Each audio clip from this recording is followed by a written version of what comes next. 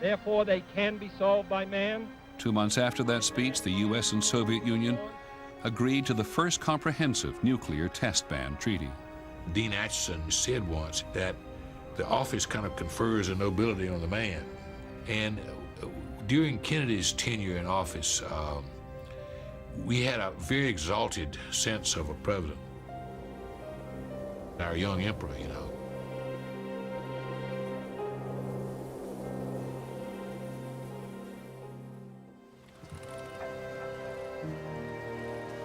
In the summer of 1963, John F. Kennedy's political and personal ratings were the highest of his presidency.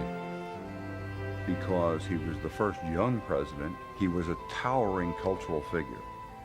I mean, the pictures of him walking around with his little kids and whatnot had enormous impact. It made us feel 10 feet high. We thought that we were invulnerable. President of the United States, and what a crowd, what a tremendous welcome he's getting now. We can, and there's Jackie. She's getting just as big a welcome, and the crowd is absolutely going wild. This is a friendly crowd in downtown Dallas as the President and the First Lady pass by.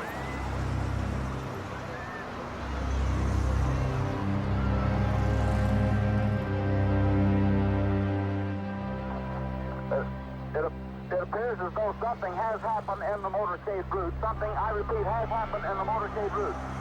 Stand by just a moment, please.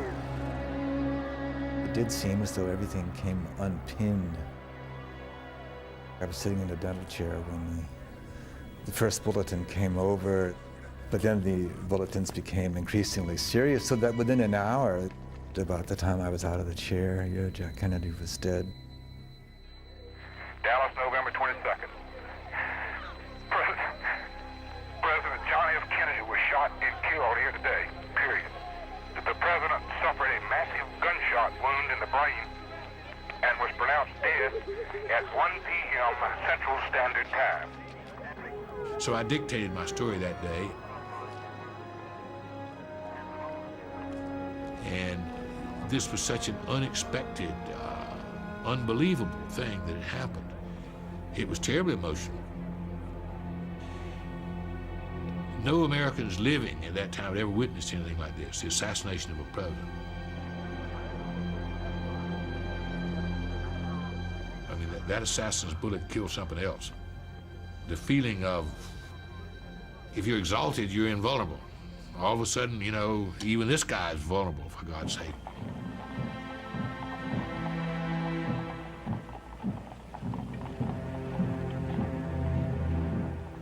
I cried, like many Americans. You know, we had our differences, but I felt we had lost a friend. We had lost a leader.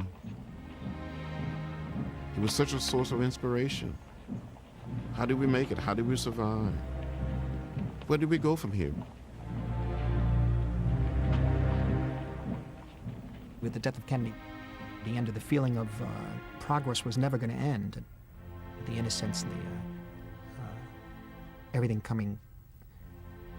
the reality, a slap in the face, a national car crash.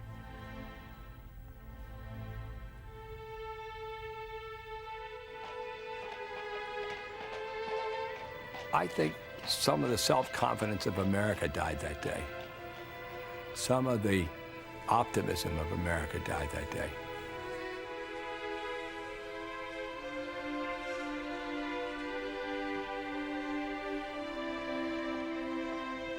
Walking up Connecticut Avenue to the church, and you'd look at the people who were watching us walk up the street, and there was absolute incredulity on the face of every living person. You get their eyes and your eyes, and what they were looking at you for was hopefully to get some expression from your face, from your eyes, that would help them to understand what had happened and why. And nobody understood it.